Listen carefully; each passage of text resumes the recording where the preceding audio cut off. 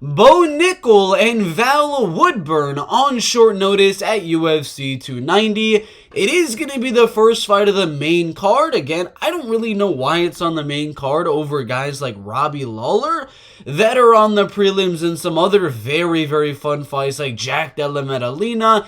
Even a Jimmy Crute fight would be more deserving to be on that main card. But this is what we got as the first fight on the main card. 7-0 undefeated versus 27-year-olds. 4-0 undefeated Bo Nickel. Someone's O has got to go. Val Woodburn is very small at 5'8", very strong, compact, and just a powerhouse. In terms of his striking, he's got a lot of power in his hands. It's very obvious the game plan of Val Woodburn here is to chuck bombs and hope he catches the chin of Bo Nickel with 5 out of 7 wins coming by TKO. Bo Nickel, we know his game plan, take the fight down and submit Val Woodburn early on in this fight. And that's what I'm going to go with, a Bo Nickel round 1 submission. I've watched film on Val Woodburn and the guy throws very, very wild and swings his hips with it.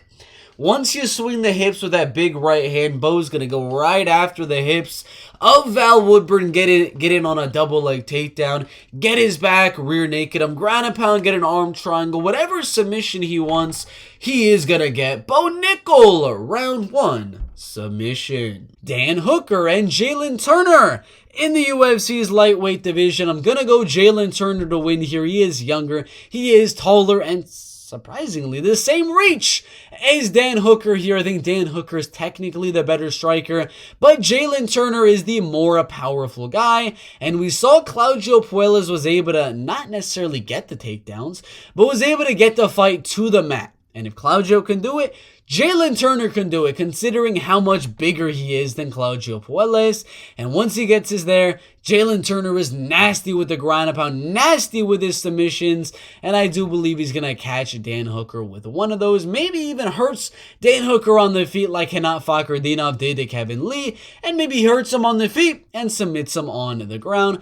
All very, very likely and possible outcomes here for this lightweight fight. I don't believe he should be a minus 240 favorite or anything like that, but I got this one going into round number 2. I think round 1 is going to be a barn burner of a striking match. Round 2, I think he hurts Dan Hooker on the feet, finds a way to get it to the mat, and submits Dan Hooker towards the middle, so that over 1.5 is really, really risky in terms of hitting or not. I got Jalen Turner, round 2 submission.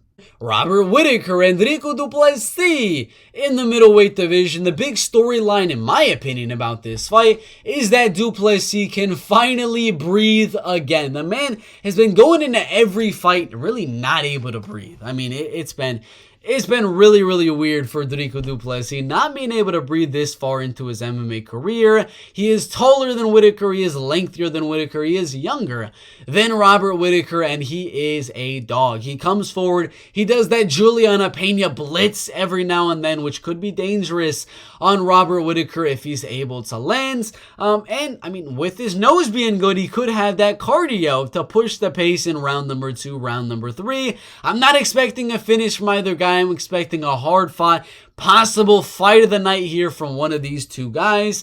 In the middleweight division, I am going to go Robert Whittaker to win, considering Dricus likes to do those blitzes. That's very good for a counterpuncher like Robert Whittaker to catch him coming in with good kicks to the body, good counters, jabs, and good right hands onto Dricus du Plessis coming in. I believe Dricus is going to get countered a lot in this fight, but it's not saying that Dricus cannot land coming in on Robert Whittaker and able to wobble Robert Whittaker as he comes in for those combinations. I do believe Dricus will give a tougher test to Robert Whittaker than that of Marvin Vettori. I think he's going to give a tougher test to Whittaker than Kelvin Gastelum, than Jerry Cannonier did, and that Darren Till did, and that's saying a lot for a lot of these fighters. I think Dricus is going to make this very, very tough and at least win one of the rounds, where he might rock Robert Whittaker. But for the most part, Whittaker is more technical. He's going to keep this one on the feet, stay on the outside, mix in those combos, mix in those counter shots. And I do have Whittaker by a unanimous decision. Should he be a 4-1 favorite? Probably not. Maybe a 3-1 would be a little bit high. I kind of have him at minus 300 as a 75% confidence about.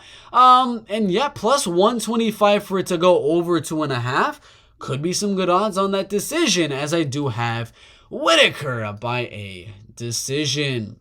But Brandon Moreno and Alexandre Pantoja, 3 in the UFC's flyweight division. I am going to go Brandon Moreno by a decision.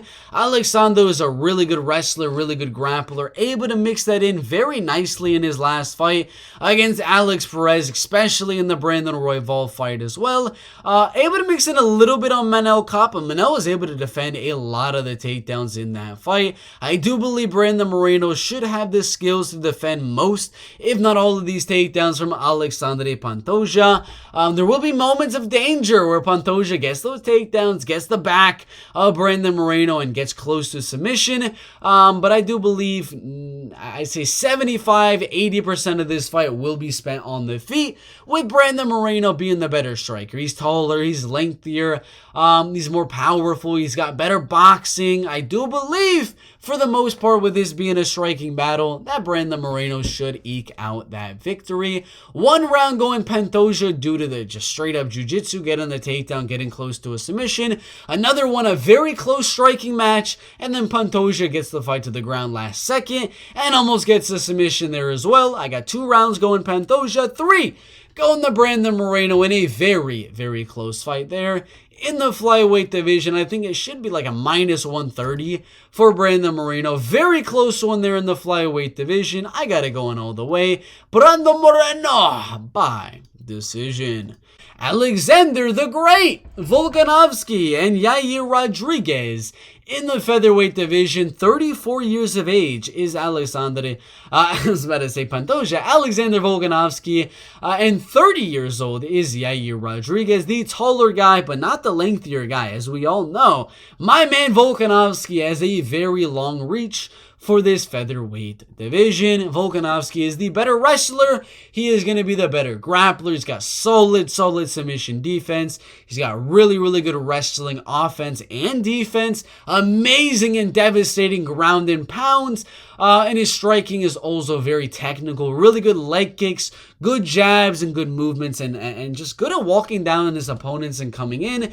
But you can't do that against a guy like Yair. You can't just walk down and come forward on him, because he's going to go out there, flying knee you, head kick you, front kick you, do all sorts of crazy stuff as you are coming in.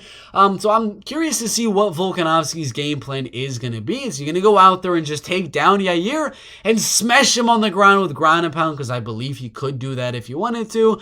Or is he going to go out there and make it a technical striking fight, mix in those leg kicks to limit the movement of Yair, and then mix in those takedowns? Either way, I think Yair Rodriguez wins round number 1, proves that he is definitely legit and lands some good shots on Alexander Volkanovski.